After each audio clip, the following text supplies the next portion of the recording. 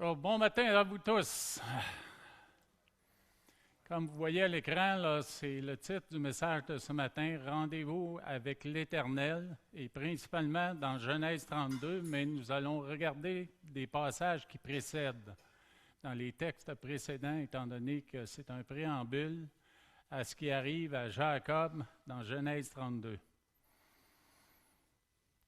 Alors, nous savons tous que la marche chrétienne, c'est une croissance qui est assez irrégulière.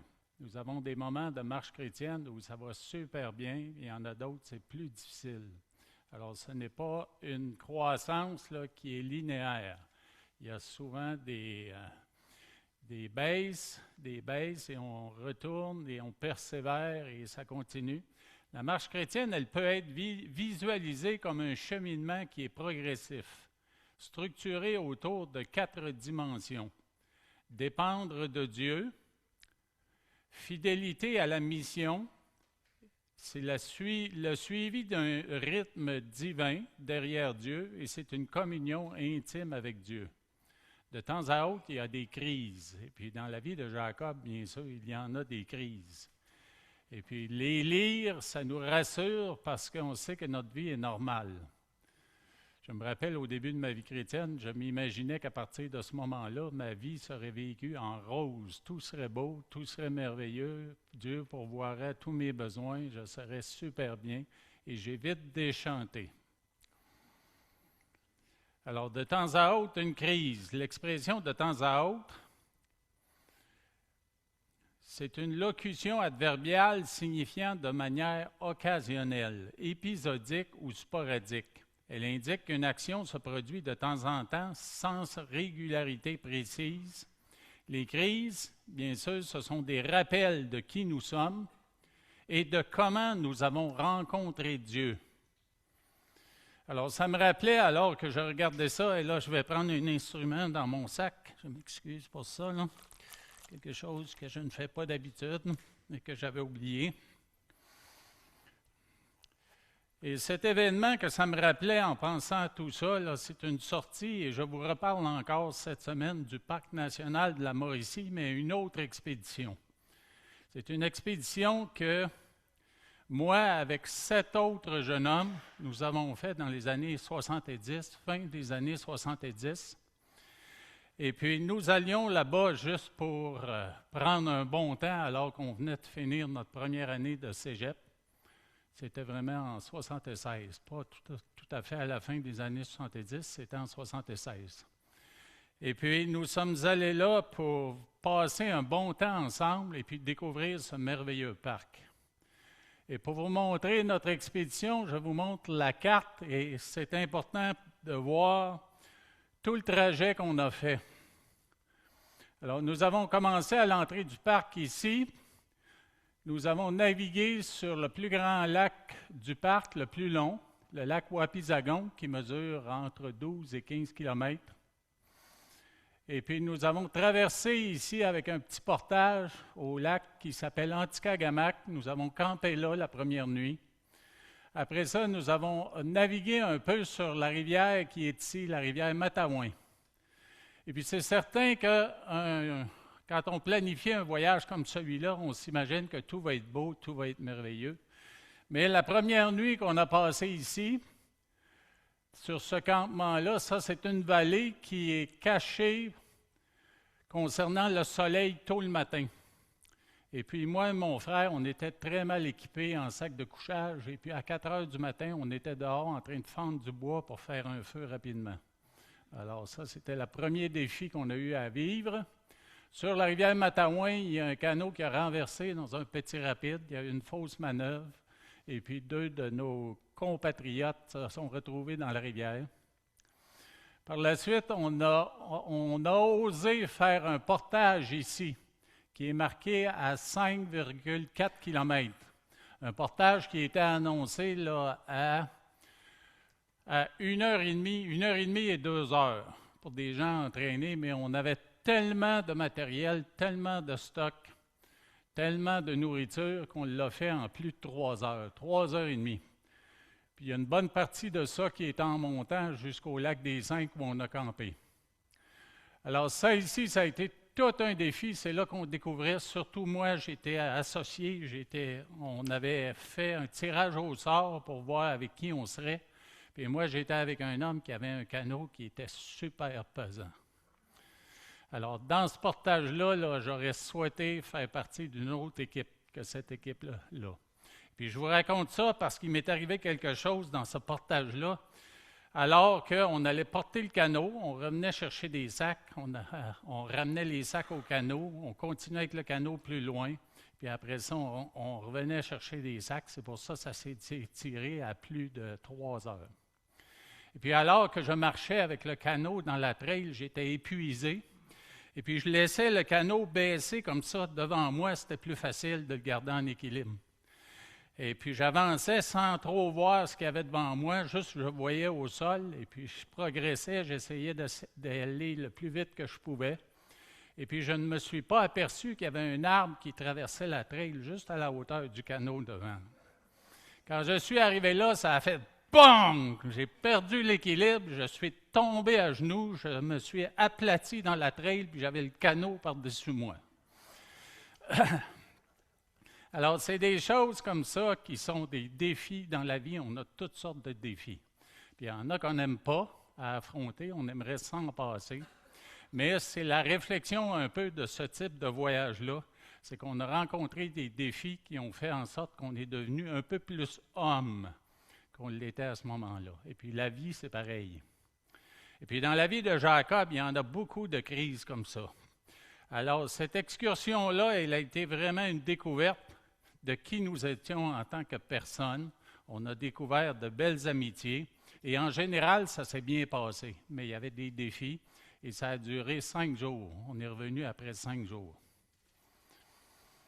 Alors, définitivement, que ce soit dans un voyage comme celui-là ou que ce soit dans la vie, les crises accélèrent notre développement. C'est un peu comme une autre illustration qui m'est venue à l'esprit. Ce sont des gens qui, alors qu'ils sont jeunes dans la vie, mais ils perdent leurs parents. Alors, ils ont à remplacer leurs parents. Les jeunes enfants doivent être pris en charge, puis il arrive que ce soit les enfants plus vieux qui prennent en charge les jeunes enfants. Alors, souvent, il faut même dans nos familles, où les parents sont encore là, je vous encourage à donner à vos enfants des opportunités de lutter et de persévérer. C'est dans ces moments-là qu'ils vont acquérir une plus grande maturité. C'est ce qu'on a essayé de faire avec nos enfants, mais il reste que, en rétrospective, quand on regarde nos enfants, on se dit que peut-être qu'on aurait dû le faire un peu plus, les laisser aller ou leur permettre des expériences qui viendraient les amener à une plus grande maturité plus rapidement. C'est tout un défi en tant que parent. Alors mes prières sont pour vous, les parents d'enfants, qu'ils soient jeunes ou moins jeunes, mais c'est que Dieu puisse vous donner la sagesse de leur permettre ces défis-là dans leur vie, avec prudence bien sûr, pour qu'ils acquièrent de la maturité. Alors, Genèse 32, le passage que nous regardons, en particulier ce matin, nous allons le lire ensemble, eh bien, c'est la culmination plutôt de la vie tumultueuse de Jacob. On voit à quel point là, il y a eu des choses dans sa famille, avec son frère, avec ses parents. Mais cette rencontre-là avec Dieu, c'est elle qui a changé sa vie. Alors, lisons le texte ensemble. Il se leva la même nuit. Et on parle de Jacob, il prit ses 2 femmes, ses 2 servantes et ses 11 enfants et passa le gué de Jabbok. Il les prit et leur fit passer le torrent et les fit passer à tout ce qui lui appartenait. Jacob demeura seul. Alors un homme lutta avec lui jusqu'au lever de l'aurore. Voyant qu'il ne pouvait le vaincre, cet homme le frappa à l'emboîture de la hanche, et l'emboîture de la hanche de Jacob se démit pendant qu'il luttait avec lui. Il dit, « Laisse-moi aller, car l'aurore se lève. » Et Jacob répondit, « Je ne te laisserai point aller, que tu ne m'aies béni. » Il lui dit, « Quel est ton nom? » Et il répondit, « Jacob. » Il dit encore, ton nom ne sera plus Jacob, mais tu seras appelé Israël, car tu as lutté avec Dieu et avec des hommes, et tu as été vainqueur. Jacob l'interrogea en disant, fais-moi, je te prie, connaître ton nom. Il répondit, pourquoi demandes-tu mon nom? Et il le bénit là. Jacob appela ce lieu du nom de Péniel, car, dit-il, j'ai vu Dieu face à face, et mon âme a été sauvée. Le soleil se levait lorsqu'il passait Péniel. Jacob boitait de la hanche. C'est pourquoi, jusqu'à ce jour, les enfants d'Israël ne mangent point le tendon qui est à l'emboîture de la hanche, car Dieu frappa Jacob à l'emboîture de la hanche au tendon. Dieu Tout-Puissant, nous voulons te remercier ce matin pour ce texte des Écritures qui nous montre la vie ou des moments de la vie d'un homme que tu as utilisé grandement, que tu as pourchassé dans un sens et puis que tu as rencontré personnellement à cet endroit. On te remercie, Seigneur, pour son témoignage qui nous montre qu'on n'a pas besoin d'être parfait pour répondre à ton appel. On n'a pas besoin d'être parfait pour te servir, mais on a besoin d'être disposé à entendre ta voix et à te recevoir et t'accepter. Alors, on prie au Éternel que ce matin, nous soyons enseignés et fortifiés dans notre foi. Que tu puisses, comme notre frère disait ce matin, bénir nos cœurs, bénir notre être intérieur afin que nous soyons forts dans notre âme, notre esprit et notre cœur pour résister à toute tentation et puis continuer de lutter avec toi, ô Éternel, pour marcher dans tes voies et marcher dans ta lumière. Nous te prions et te remercions dans le nom glorieux de Jésus. Amen. Alors, bien sûr, ce qui est très important là, dans la vie de Jacob commence avec la prophétie qui a été donnée par l'Éternel à Rebecca qui cherchait des réponses à cette grossesse qui semblait difficile. C'est ce que nous voyons dans Genèse 25, le passage est à l'écran. Voici la postérité d'Isaac, fils d'Abraham. Abraham engendra Isaac. Isaac était âgé de 40 ans quand il prit pour femme Rebecca, fille de Bethuel, l'araméen de Padan Aram, et sœur de Laban l'araméen. Isaac implora l'Éternel pour sa femme, car elle était stérile. Et l'Éternel l'exauça. Rebecca, sa femme, devint enceinte. Les enfants se heurtaient dans son sein. Et elle dit, s'il en est ainsi, pourquoi suis-je enceinte? Elle alla consulter l'Éternel. Et ce verset-là me rappelle des choses que ma mère m'a partagées à plusieurs reprises. C'est que nous, les jumeaux, elle n'a pas partagé le fait que moi et mon frère jumeau, mais on luttait dans son sein ou on se heurtait dans son sein. Mais elle a partagé que par la suite, elle avait de la difficulté à nous nourrir, puis on avait faim et on pleurait beaucoup. C'est un médecin qui lui a conseillé de nous donner de la nourriture solide. Alors, verset 23, « Et l'Éternel lui dit, « 2 nations sont dans ton ventre, et 2 peuples se sépareront au sortir de tes entrailles. Un de ces peuples sera plus fort que l'autre, et le plus grand sera assujetti au plus petit. » Alors, vous voyez ici là, qu'il y a une prophétie qui dit qu'il va y avoir un conflit plus tard, après la naissance de ces 2 enfants. Et bien sûr, on voit dans le passage suivant, à la naissance des jumeaux, on voit comment Dieu a mis un emphase tout à fait spécial sur cette réalité entre ces 2 jumeaux-là, alors qu'à la naissance, il s'est produit quelque chose de très spécial. Les jours où elle devait accoucher s'accomplirent, et voici, il y avait 2 jumeaux dans son ventre. Le premier sortit entièrement roux comme un manteau de poils, et on lui donna le nom d'Ésaü. Ensuite sortit son frère, dont la main tenait le talon d'Ésaü, et on lui donna le nom de Jacob. Isaac était âgé de 60 ans lorsqu'ils naquirent. Ses enfants grandirent, Ésaü devint un habile chasseur, un homme des champs, mais Jacob fut un homme tranquille qui restait sous les tentes. Puis le verset 28, là, il nous montre une réalité qui existait dans la famille, parce qu'il y avait conflit non seulement entre Isaac et Ésaü, il y avait une réalité qui faisait qu'ils n'étaient pas proches. À voir la description qui est là, on sait qu'ils n'étaient probablement pas des jumeaux identiques, alors que moi et mon frère, on est identiques, et puis la relation que nous avons entre nous, elle est loin d'être comme celle-là. Là. C'est une relation où on est comme ça, là, comme deux doigts de la main. Puis nous, le conflit, mon frère et moi, qu'on a eu, c'était avec celui qui a suivi, 2 ans plus tard, qui lui avait un caractère fonceur, un caractère fort, et puis je crois que Dieu lui a donné cette personnalité-là pour survivre à 2 jumeaux. Là.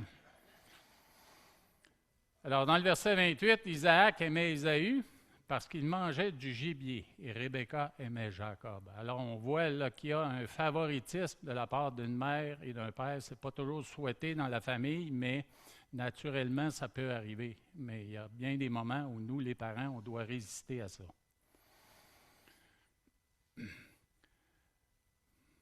Alors, le prénom Jacob vient de l'hébreu Yaakov, signifiant celui qui prend par le talon, ou le supplanteur, celui qui talonne. Il est associé au récit biblique où Jacob naît en tenant le talon de son jumeau Ésaü, avant de prendre sa place. Il signifie aussi, selon d'autres interprétations, que Dieu protège et soutienne. Alors, l'origine et la signification détaillée, ce nom symbolise la rivalité de naissance avec Ésaü et le fait de supplanter ou de tromper.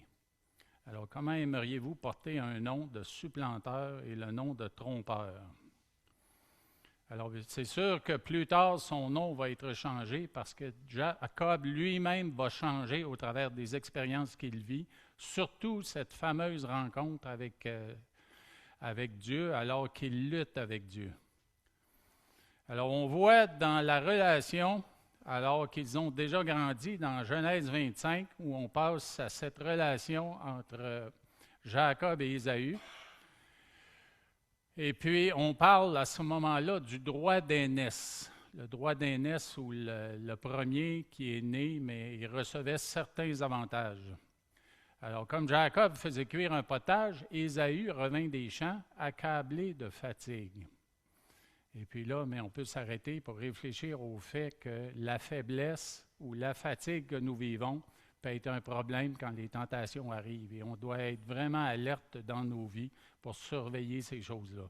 Et ne pas entreprendre des choses compliquées et difficiles alors que déjà nous sommes affaiblis, nous sommes fatigués.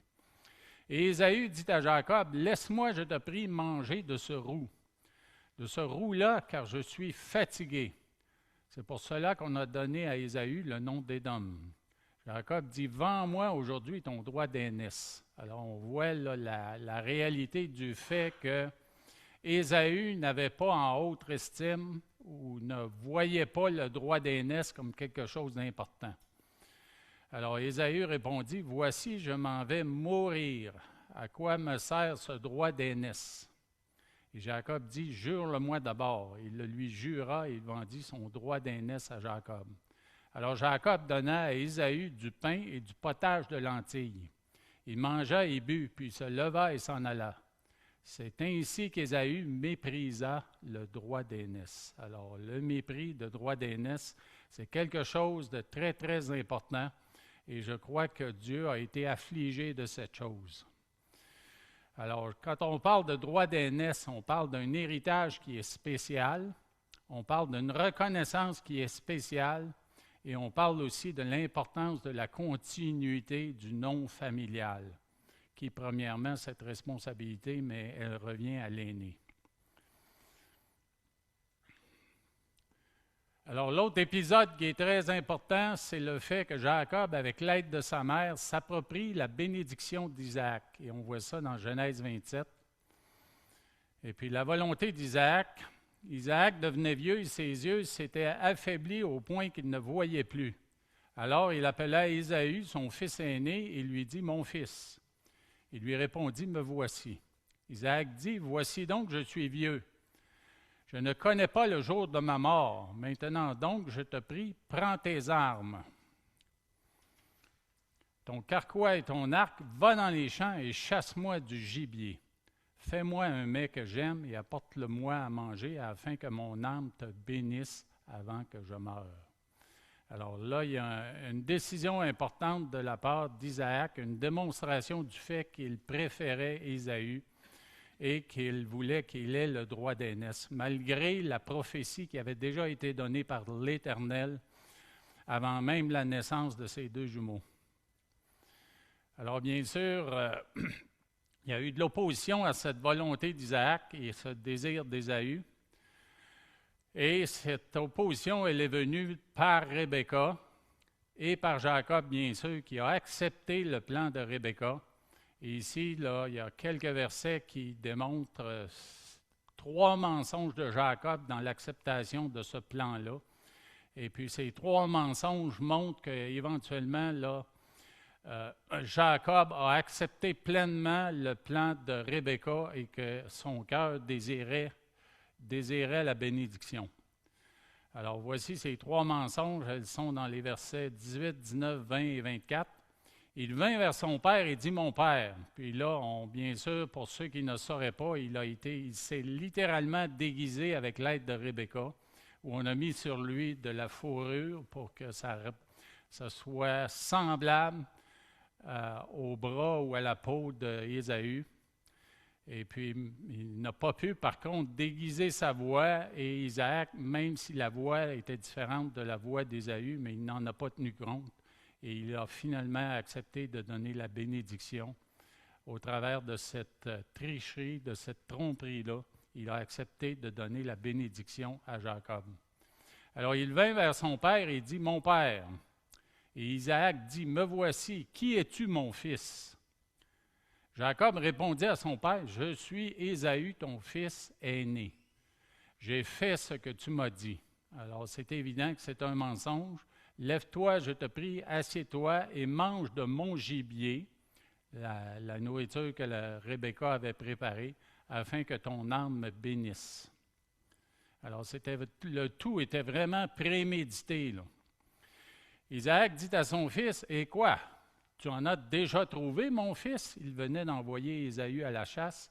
Et Jacob répondit, deuxième mensonge, c'est que l'Éternel, ton Dieu, l'a fait venir devant moi. Alors, il ose impliquer Dieu dans ce mensonge. Il dit, c'est toi qui es mon fils Ésaü? Et Jacob répondit, c'est moi. Alors ici, on remarque là, le refus de Jacob de dire son vrai nom, alors que son père Isaac lui demande son nom. Alors, il refuse de dire son vrai nom et ça va transparaître ça plus tard alors qu'il lutte avec l'ange et que l'ange lui demande son nom.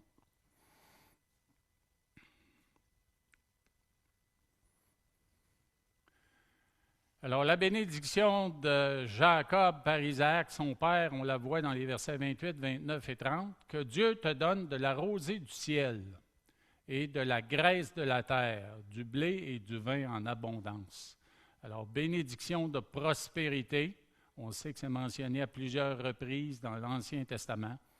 « Que des peuples te soient soumis et que des nations se prosternent devant toi. Sois le maître de tes frères. » Et que les fils de ta mère se prosternent devant toi. Maudit soit quiconque te maudira, et béni soit quiconque te bénira. Alors, c'est bien sûr la suprématie au-dessus de ses frères et au-dessus de bien des nations. Alors, Isaac avait fini de bénir Jacob, et Jacob avait à peine quitté son père Isaac qu'Ésaü, son frère, revint de la chasse. Alors, bien sûr, c'est là que ça va tourner au vinaigre et puis que va se développer la détresse d'Isaac et la haine d'Ésaü. Et puis tout ça pour amener éventuellement Rebecca qui va vouloir protéger Jacob en l'envoyant chez son frère, chez Laban, l'oncle de Jacob. Et c'est là que Jacob va vivre d'autres combats, d'autres tourments. Alors, si on donne des points clés à cette bénédiction, eh bien, c'était la volonté divine selon la prophétie de Genèse 25-23. Avant la naissance des jumeaux, le Seigneur avait dit à Rebecca, « Le plus grand sera assujetti au plus petit. » Ça s'est fait au travers d'une tromperie, mais quand même, la volonté de Dieu s'est accomplie. Et c'est irrévocable. Une fois la bénédiction prononcée par le patriarche, elle était considérée comme efficace, comme sacrée et comme irrévocable. Elle était entérinée par l'Éternel. Alors, nous, on n'a peut-être pas la notion de ce que c'est qu'une bénédiction. Je me rappelle, mon père faisait la bénédiction chez nous au jour de l'an, à chaque année, quand on était jeune, et puis ça ne me disait absolument rien ce que c'était que cette bénédiction-là, mais c'est définitivement tiré de la parole de Dieu. Alors oui, Isaac a fait un acte de foi, malgré la tromperie. La Bible note qu'Isaac a béni Jacob par la foi, prophétisant selon la volonté de Dieu pour l'avenir. Alors, la bénédiction qu'il a donnée, c'est une bénédiction qui est en accord avec ce que Dieu avait dit avant même la naissance des jumeaux. Alors, dans la conduite d'Ésaü, c'est qu'Ésaü avait préalablement montré son mépris plutôt, comme j'ai dit tantôt, pour son droit d'aînesse en le vendant pour un plat de lentilles. Alors, si on résume ça, si la méthode était humaine et frauduleuse, mais le résultat final était conforme au plan de Dieu. Alors, il y a eu le départ ensuite de Jacob, qui est parti pour sa protection, parce que son frère avait vraiment beaucoup de haine contre lui, et puis pour trouver une épouse autre qu'une fille de Canaan, étant donné que déjà Ésaü avait pris des filles de Heth pour femmes, mais les deux parents, Jacob et Rebecca, ne voulaient pas que Jacob fasse la même chose. Alors, deux raisons pour lesquelles il s'est exilé. Et on dit dans le chapitre 28, Isaac appela Jacob le béni et lui donna cet ordre, tu ne prendras pas une femme parmi les filles de Canaan. Lève-toi, va à Paddan Aram, à la maison de Bethuel, père de ta mère, et prends-y une femme d'entre les filles de Laban, frère de ta mère. Encore une fois, voici la bénédiction qui se répète. Que le Dieu Tout-Puissant te bénisse, te rende fécond et te multiplie afin que tu deviennes une multitude de peuples. Alors, ça rejoint la bénédiction qui a été prononcée sur Abraham. Qu'il te donne la bénédiction d'Abraham à toi et à ta postérité avec toi, afin que tu possèdes le pays où tu habites comme étranger et qu'il a donné à Abraham. Et Isaac fit partir Jacob qui s'en alla à Paddan Aram, auprès de Laban, fils de Bethuel, l'Araméen, frère de Rebecca, mère de Jacob et d'Ésaü. Alors, vous voyez ici que le plan de Dieu s'accomplit. Malgré les fraudes, malgré les mensonges, le plan de Dieu s'accomplit. Mais on voit que la vie de Jacob, là, c'est une vie qui est turbulente.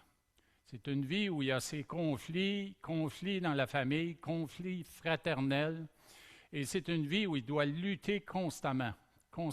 Alors, Dieu développe dans toutes ses expériences, il développe en lui le caractère qui était là en tant que fondement de sa personnalité. Alors, c'est un homme qui a du caractère, c'est un homme qui prend des décisions, même s'il y a des moments où ce n'est pas parfait selon la volonté de Dieu, mais tout ça pour en arriver à ses fins. C'est un homme qui n'hésite pas à tromper même son père pour avancer sa cause, pour obtenir un avantage. Quand on regarde ça, nous, en tant que père de filles, dans nos familles, on se demande, est-ce que c'est le type d'homme qu'on voudrait avoir comme gendre?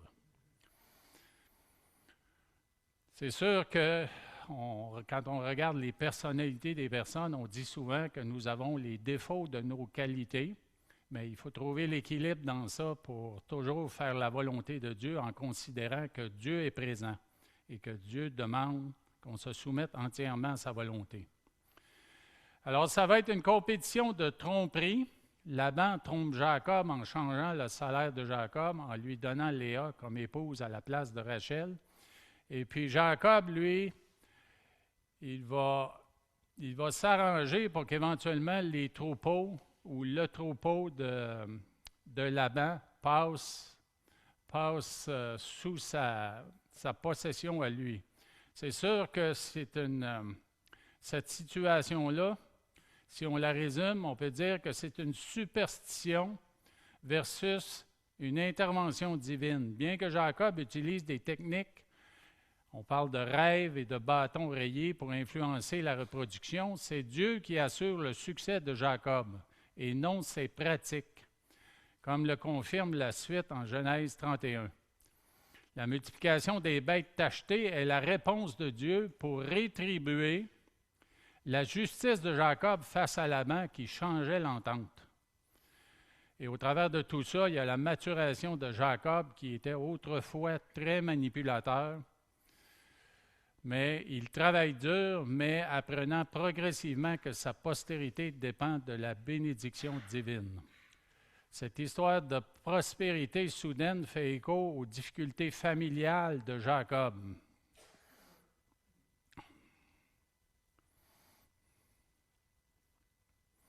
Alors, de ces difficultés familiales, bien sûr, mais on voit le contraste entre la bénédiction de Dieu au niveau de sa prospérité, mais il y a les conflits qui sont nés à la polygamie, étant donné qu'il avait maintenant 2 femmes plus 2 servantes avec les 4, il a eu des enfants. Alors, d'un côté, la prospérité semblait assurée parce que Dieu pourvoyait, mais de l'autre côté, la postérité semblait être un problème à cause de tous les conflits qu'il y avait dans la famille. Alors, on voit que Jacob, là, il a lutté avec bien des choses. Et ça l'amène à retourner vers son pays d'origine. Jacob apprend qu'Ésaü, dans le verset 6 du chapitre 32, Jacob apprend qu'Ésaü vient à sa rencontre avec 400 hommes. Le verset dit ceci, « Les messagers revinrent auprès de Jacob en disant, « Nous sommes allés vers ton frère Ésaü et il marche à ta rencontre avec 400 hommes. » Alors là, on voit que Jacob qui apprend de plus en plus à faire confiance à Dieu, mais il va retourner à ses réactions qui sont plus naturelles, une réaction de frayeur. Au verset 7, on dit « Jacob fut très effrayé et saisi d'angoisse. » Et puis il a fait à ce moment-là, il a fait 3 choses.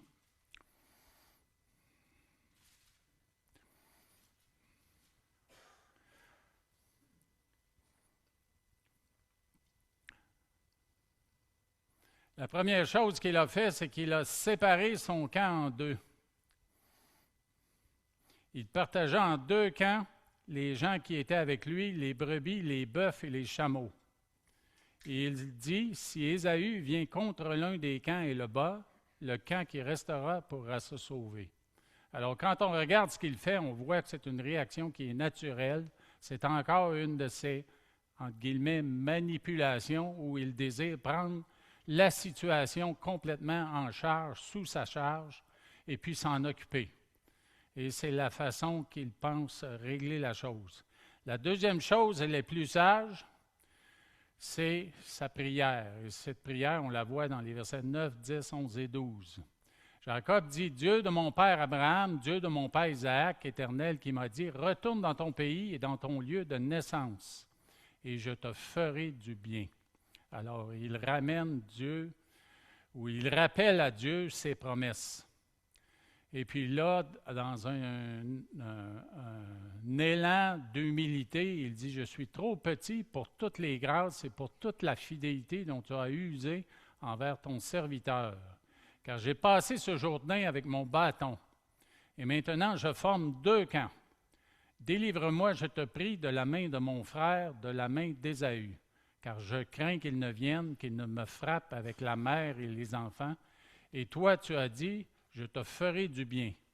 Je rendrai ta postérité comme le sable de la mer, si abondant qu'on ne saurait le compter. » Alors, vous voyez que c'est l'action principale, la plus sage qu'il devait faire et que nous-mêmes, nous devons faire. Alors que nous rencontrons des situations qui sont difficiles dans nos vies, on a tendance tout de suite à planifier, « Ah, mais je vais faire ça, je vais faire ceci, je vais faire cela. » Alors que la première chose qu'on devrait faire, c'est de prier.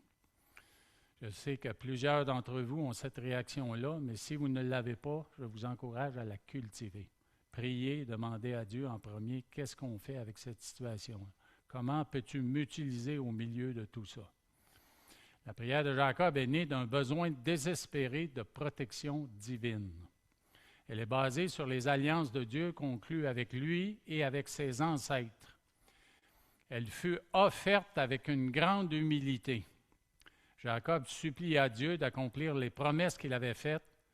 Et bien sûr, les meilleures prières naissent au fond de l'être intérieur. On peut prier intellectuellement, mais Dieu aime, je crois sincèrement, que nous prions avec tout notre être intérieur, alors que des émotions sont impliquées, la volonté est impliquée, et tout notre être intérieur dans ces trois dimensions.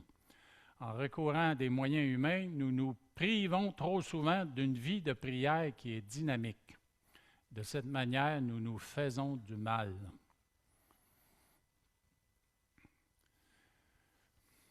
Alors ensuite, il envoie un présent pour apaiser Ésaü. Et là, je vous épargne les détails, mais il y a beaucoup de brebis, de béliers, de boucs, de chèvres et beaucoup d'animaux.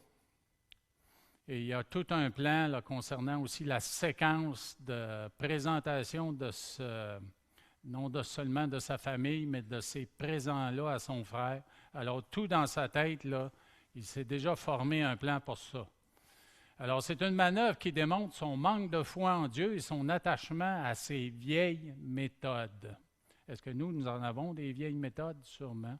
Nous avons toute une vie de formation et d'expérience, ou je devrais plutôt dire de déformation au lieu de formation. Souvent, nous sommes déformés parce que nous avons vécu dans notre enfance ou dans d'autres expériences, et puis Dieu veut nous transformer et nous reformer à son image. Alors, Dieu s'est révélé à Jacob à répétition. Et puis là, bien sûr, il y a trois événements. Il s'est révélé dans le rêve de l'échelle, dans Genèse 28. Il s'est révélé dans la rencontre avec les anges de Dieu à Manaïm, dans Genèse 32, au tout début. Et puis, il va se révéler avec cette lutte avec Dieu. Et puis, cette lutte-là, comme je disais, c'est le point culminant de son expérience, de sa vie. Et ça va transformer sa vie. Alors, vous voyez le texte. Jacob demeura seul, on y retourne, on l'a lu au tout départ, là. Alors, un homme lutta avec lui jusqu'au lever de l'aurore.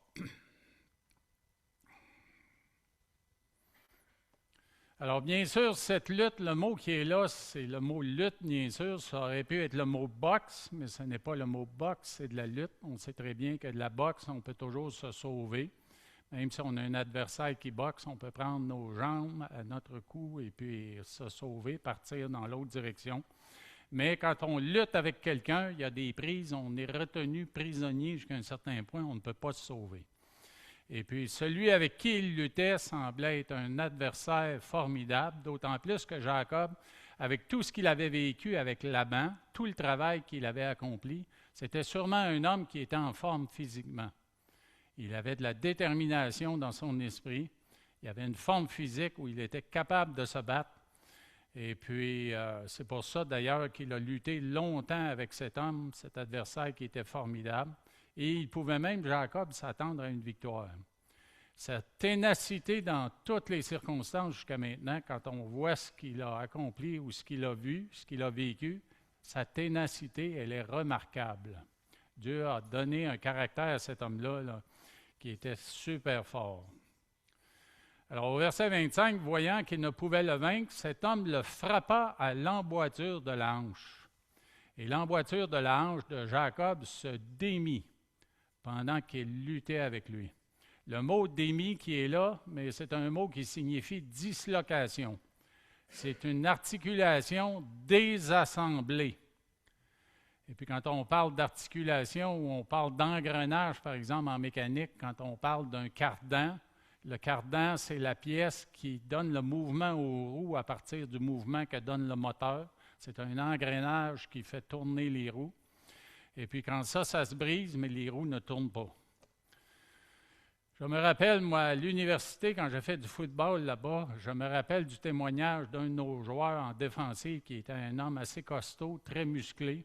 Et pendant une pratique, il y a eu un accident. Il s'est disloqué une épaule.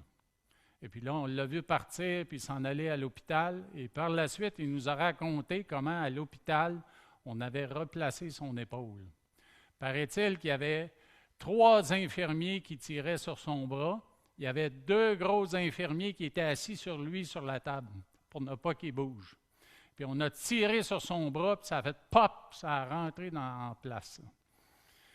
Alors, c'est une blessure qui vraiment paralyse dans le sens qu'on ne peut plus utiliser son membre. Ça fait mal, ça doit sûrement faire mal, ça ne m'est jamais arrivé. Mais c'est une blessure qui arrive dans le sport, qu'elle soit à la hanche ou qu'elle soit dans une autre articulation. Mais ça désemboîte, ça désassemble l'articulation de manière à ce qu'on ne peut pas l'utiliser. Et puis, si Jacob est en train de lutter avec un homme, mais c'est sûr que là, il y avait des prises de bras et il y avait des prises de jambes. Mais là, sa jambe devient inutile. Alors, ça devient un fardeau pour lui. Et puis là, Jacob réalise que l'homme n'est pas humain. Après cette blessure-là, c'est une blessure qui a été faite de manière surnaturelle pour l'arrêter.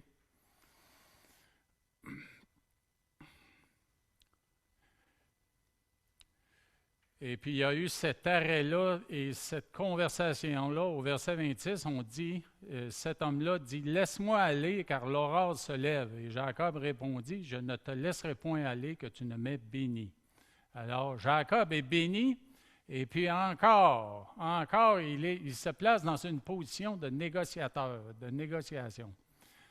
Et il demande la bénédiction. Il insiste pour être béni. Alors, il a changé de stratégie. La première stratégie, c'était une lutte. Maintenant, c'est une plaidoirie, c'est une requête, c'est une prière. Cet affrontement le change, le transforme, mais l'essence de son caractère, sa ténacité, demeure. Jacob demande une bénédiction au lieu de la prendre par manipulation.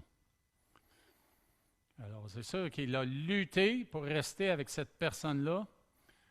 Il voyait peut-être déjà une bénédiction, il demandait une bénédiction, mais celle qu'il reçoit, là, il va la recevoir et il ne la prend pas par manipulation. Alors l'homme qui l'affronte, dans sa patience, le relance en lui demandant son nom. Verset 27, il lui dit, « Quel est ton nom? » Il répondit, « Jacob. » Est-ce que Jacob avait répondu à son père quand il lui avait demandé quel était son nom quand il l'a trompé? Non, il s'est nommé Ésaü. Il ne s'est pas nommé Jacob. Alors, il ne voulait pas avouer qu'il était Jacob. Jacob le trompeur, Jacob le manipulateur, Jacob le supplanteur. Mais ici, là, tout de suite, il admet qu'il est cet homme-là. Alors, dans un sens, c'est une confession. On sait très bien que la confession, celle-là est dramatique et on sait que la confession, ça veut dire quoi? Ça veut dire comme Dieu. Si je confesse, je dis comme Dieu. Si Dieu dit que je suis un tricheur, si je veux confesser que je triche, mais je dois dire que je suis un tricheur. Et c'est ce que Jacob devait dire. Il devait dire son nom. Son nom qui voulait dire supplanteur. Alors, dans le monde, il y a bien des gens qui jouent du coude pour être premiers, obtenir de l'avancement et des avantages, et qui croient que c'est OK de nuire aux autres pour être en avant. Beaucoup n'hésitent pas à se servir plutôt qu'à servir les autres, alors que la Bible déclare en Philippiens 2, les versets 3, 4 et 5, ceci, « Ne faites rien par esprit de parti ou par vaine gloire, mais que l'humilité vous fasse regarder les autres comme étant au-dessus de vous-même. Que chacun de vous, au lieu de considérer ses propres intérêts, considère aussi ceux des autres. Ayez en vous les sentiments qui étaient en Jésus-Christ. » Alors, dans la pensée de Jacob, il y a probablement tout ce brassement d'idées, de pensées, là, où il réalise, il revoit là, tout ce qu'il a fait dans sa vie et comment il doit être devant Dieu, ce que Dieu demande. Et ça va l'amener à réaliser là, que cette rencontre-là, elle est importante pour lui. Ça ne le changera pas complètement. Ça va quand même être un homme qui va rester imparfait, même que quand il rencontre son frère Ésaü, il va encore essayer de manipuler en se plaçant à genoux devant lui pour essayer de l'attendrir et d'éviter un conflit, là.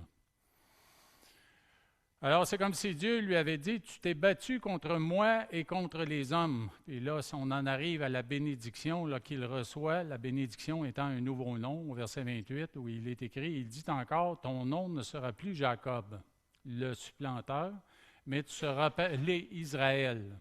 Israël qui veut dire, il a lutté avec Dieu. Car tu as lutté avec Dieu et avec les hommes et tu as été vainqueur. Vainqueur par ta ténacité, vainqueur par ta détermination. Alors, tu t'es battu contre moi et contre les hommes, mais parce que tu as confessé ces luttes. Maintenant, je vais combattre pour toi, parce que tu abandonnes tes voies pour choisir mes voies. Je m'engage à prendre soin de toi. Et puis, ça nous amène, nous, à considérer quels sont nos noms. Quels sont nos noms, ou quels étaient nos noms même avant de devenir croyant. Est-ce que j'étais coupable? Je me sentais toujours coupable. Mais Dieu nous amène par le salut, par la transformation qu'il nous donne, il nous amène au pardon. Est-ce que je vis dans l'arrogance? Est-ce que je suis arrogant? J'ai beaucoup d'orgueil. Mais maintenant, avec Christ, notre nom devrait plutôt être humilité. Est-ce que je me sens toujours faible, abattu, timide, peureux? Mais avec Dieu, notre nom est maintenant force. Il nous donne un esprit de force. Est-ce que je vis dans des dépendances? Bien maintenant, le Seigneur nous appelle à la liberté. Dans Jean 8, 32, il est écrit, « Vous connaîtrez la vérité et la vérité vous affranchira. » Et puis pour ce qui est de la force, dans 2 Timothée 1, 7, il est écrit, « Car ce n'est pas un esprit de timidité que Dieu nous a donné, mais un esprit de force, un esprit d'amour et un esprit de sagesse. » Alors, on sait que Dieu se spécialise dans les noms, ce que veulent dire les noms, et c'est intéressant de regarder sur Internet ce que veulent dire les noms. J'ai commencé à faire ça il y a quelques années, puis je trouve ça très, très intéressant. Je vous invite à faire de même. Alors, il a changé, Jésus a changé le nom de Simon, il l'a changé en Pierre.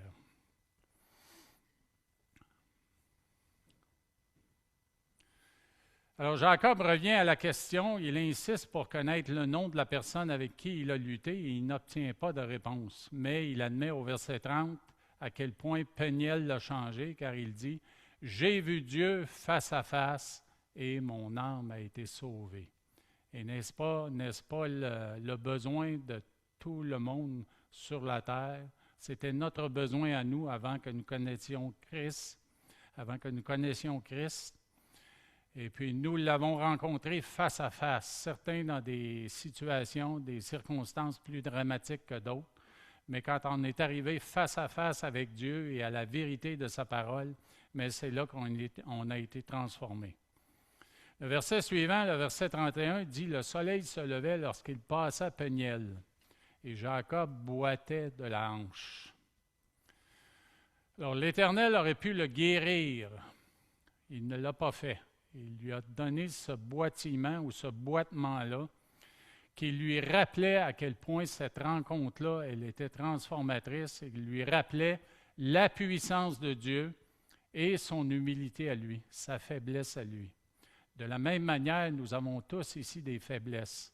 Plusieurs ont été soulevés ce matin dans les requêtes de prière. Il y en a d'autres, je suis convaincu, qu'elles soient une faiblesse au niveau du caractère, une faiblesse au niveau d'un membre, une faiblesse au niveau d'un organe en ce qui concerne la santé. Mais Dieu permet que nous vivions avec ces situations-là pour qu'on s'approche de lui, qu'on cherche en lui la force, qu'on cherche même en lui la guérison et qu'on reste en la prière à lutter non pas contre lui, mais à lutter avec lui. Et c'est ce à quoi David nous invite dans certains psaumes. Je vous les lis. Dans le psaume 26, 2, « Sonde-moi, Éternel, éprouve-moi. Fais passer au creuset mes reins et mon cœur. Sonde-moi, ô Dieu, et connais mon cœur. Éprouve-moi et connais mes pensées. Regarde si je suis sur une mauvaise voie et conduis-moi sur la voie de l'éternité. Ô Dieu, crée en moi un cœur pur. Renouvelle en moi un esprit bien disposé. Ne me rejette pas loin de ta face. Ne me retire pas ton Esprit Saint. Rends-moi la joie de ton salut et qu'un esprit de bonne volonté me soutienne. Alors, vous voyez, c'est une invitation à être devant le Seigneur et à passer du temps en sa présence, à lutter avec lui pour mieux le connaître, pour mieux se connaître nous-mêmes et aussi même chercher une délivrance. Et là, je vous ramène en finissant, juste parce que je veux terminer cette petite expédition, je vous ramène au Parc national de la Mauricie. Alors, nous avons campé ici au lac des Cinq. Nous avons ensuite nous sommes allés au lac Dauphinet. On n'a pas campé ici, mais on a campé sur le lac Houle qui est là. Et puis par la suite, on descendait ici dans un long portage jusqu'au lac Wapizagonk. Je vous dis que dans ce portage-ci, du lac Houle au lac Wapizagonk, on a manqué de nourriture. On voulait faire une pause, puis il ne restait pas grand-chose à manger. Mais on s'est trouvé un endroit où il y avait un beau petit ruisseau avec un petit ponceau où on a pu s'asseoir et se reposer, puis c'était ensoleillé un petit peu. Là. C'était vraiment bien, vraiment beau. Et là, je vous parle de ça parce que dans notre vie de défis et de combats et de lutte avec le monde, de lutte avec Dieu, mais il y a des pauses. Il y a des pauses où on peut vraiment être rafraîchi par le Seigneur, rafraîchi par nos frères et nos sœurs. Puis on a fouillé dans nos sacs et on a cherché de la nourriture, ce qui nous restait. Et puis on a trouvé deux choses qui ne devraient pas aller ensemble nécessairement, mais on l'a vraiment aimé. On a vraiment aimé ce qu'on a mangé. On avait l'eau du ruisseau à boire. Et puis, ce qui nous restait, c'était des biscuits socialité. Et puis, pour les tartiner, on avait du Paris pâté. Vous vous rappelez du Paris pâté? Alors, c'est ça avec quoi on a lunché notre dernier repas dans le Parc national de la Mauricie. Puis, en plus de ça, Dieu nous a bénis avec un vent arrière ici pour descendre. De là, aller là, faire probablement une dizaine de kilomètres, une douzaine de kilomètres. On avait un vent arrière, puis on a été inspiré à placer les 4 canaux, un à côté de l'autre. On les tenait avec nos mains parce qu'on ne voulait pas s'attacher pour causer un problème. Là. Et puis on a élevé une pagaie sur le canot de droite, puis une pagaie sur le canot de gauche, puis on a mis un double toit de tente entre les deux, puis on est descendu à la voile. Puis il y a eu du vent là, jusqu'en bas, on n'a pas eu à ramer un seul coup.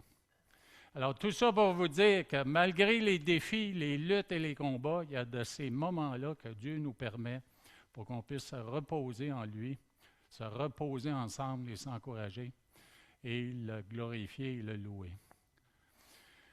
Alors, prions. Dieu Tout-Puissant, encore une fois, on te remercie pour la vie que tu nous donnes. On te remercie pour la vie de bénédiction, même pour la vie de défi. Parce que dans ces moments, dans ces défis, tu nous amènes à une plus grande maturité, à une persévérance, à une patience et même à un esprit d'adoration où on se retrouve souvent en ta présence à chercher ta face, chercher ton soutien, chercher des encouragements auprès de toi. Et on te prie, ô Éternel, que tu nous soutiennes. Je te prie que tu encourages mes frères et mes sœurs et puis qu'ils voient dans les défis de leur vie et même dans les difficultés physiques, les boitements, les boitillements, les douleurs, les souffrances, mais qu'ils voient une opportunité de passer encore plus de temps en ta présence pour chercher ta face. Donne-nous, ô Dieu Tout-Puissant, la sagesse d'aller en prière devant toi pour lutter avec toi, pour nous-mêmes et lutter pour nos frères et nos sœurs et tous ceux qui souffrent en ce monde. Merci, Dieu Tout-Puissant, de nous soutenir. Merci pour le salut et merci d'avoir sauvé nos âmes et de nous transformer à tous les jours. C'est dans le nom de Jésus que nous prions. Amen. Dieu vous bénisse, frères et sœurs.